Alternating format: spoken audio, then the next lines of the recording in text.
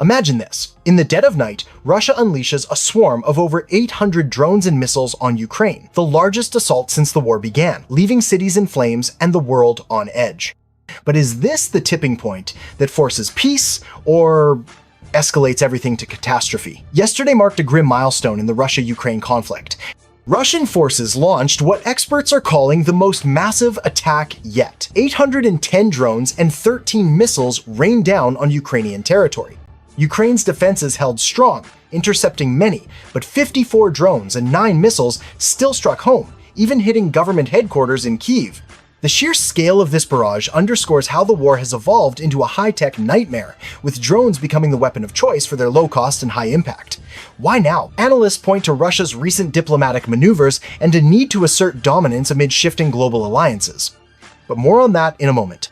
In the immediate aftermath, Ukrainian President Volodymyr Zelensky didn't waste time. He blasted out urgent calls to the US, and in Europe, pleading for stronger intervention. This aggression can't go unanswered, he essentially said, framing it as a direct threat to global security. It's a familiar plea, rooted in Ukraine's reliance on Western aid to counter Russia's superior firepower. But here's where it gets intriguing. Europe has been notably silent so far, perhaps wary of escalation or internal division. Meanwhile, over in the US, President-elect Donald Trump expressed outright fury. This is unacceptable, he declared, voicing dissatisfaction with Russia's actions. Yet, when pressed on specifics, what sanctions or steps he'd take, Trump played it coy. Just wait and see.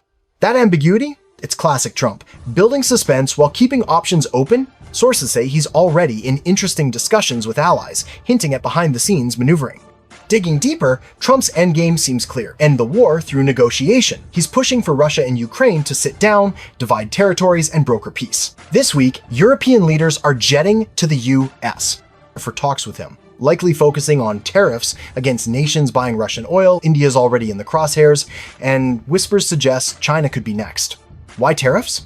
It's an economic lever to starve Russia's war machine without direct military involvement, aligning with Trump's America First ethos that prioritizes deals over endless aid. But is this realistic? History shows sanctions have mixed results. They hurt economies but rarely force quick surrenders. Trump's approach could either de-escalate or inflame trade wars globally, affecting everything from energy prices to supply chains that hit American wallets. On the flip side, Russian President Vladimir Putin isn't backing down easily. Often called a master strategist, Putin responded to Trump's tough talk with calculated finesse. Trump warned of the harshest sanctions ever if Putin refuses talks, leveraging America's economic might. Putin didn't bite back aggressively. Instead, he invited Zelensky to Moscow for negotiations, promising top-tier security. Sounds diplomatic, right? But peel back the layers. Putin knows Zelensky would never accept, viewing it as a trap on enemy soil. Why this move? It's a brilliant deflection. Putin has repeatedly questioned Zelensky's legitimacy, noting his term expired without elections due to wartime laws. By offering talks but tying them to Moscow and insisting on new Ukrainian elections, first, Putin shifts blame. If Zelensky refuses, Russia looks like the willing party. If he goes, it's a high-risk gamble. This chess-like play keeps Russia in control narratively, avoiding US escalation while maintaining battlefield gains. Zelensky, no stranger to sharp rhetoric, fired back cleverly. "I'd be honored to host Putin in Kyiv for talks." It's a mirror invitation, dripping with sarcasm. Everyone knows Putin won't step foot there amid the fighting. This tit-for-tat highlights the deep mistrust. Neither side wants to negotiate from weakness, prolonging the stalemate. When will it end? That's the billion-dollar question hanging over this conflict. Shifting to the front lines, Ukraine's top commander admitted today they're outmatched.